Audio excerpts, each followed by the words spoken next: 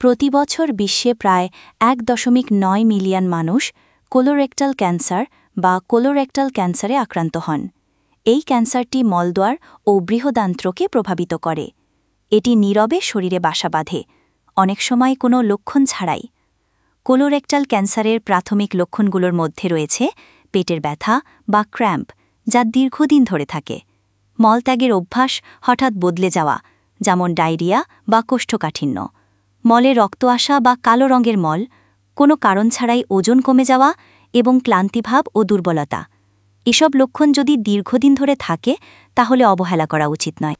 Colorectal ক্যান্সারের ঝুঁকির কারণগুলোর মধ্যে রয়েছে বয়স, অর্থাৎ 50 বছর বা তার বেশি বয়স, পারিবারিক ইতিহাস, অর্থাৎ পরিবারের কারো আগে এই ক্যান্সার হয়ে থাকলে, অতিরিক্ত ফাস্ট ফুড, রেড মিট ও প্রসেসড ফুড খাওয়া, কম ফাইবার গ্রহণ ও শারীরিক নিষ্ক্রিয়তা, ধূমপান ও অ্যালকোহল, এবং দীর্ঘমেয়াদী কোলাইটিস বা ইনফ্লেমেটরি বাওয়েল ডিজিজ।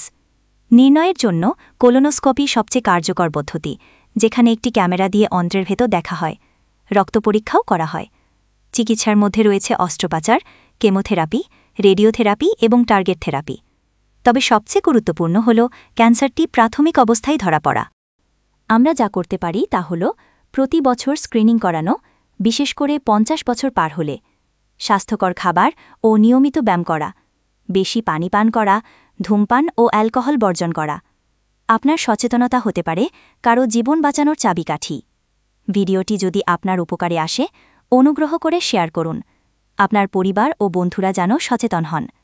আমাদের চ্যানেল সাবস্ক্রাইব করুন। সুস্থ থাকুন, সচেতন থাকুন।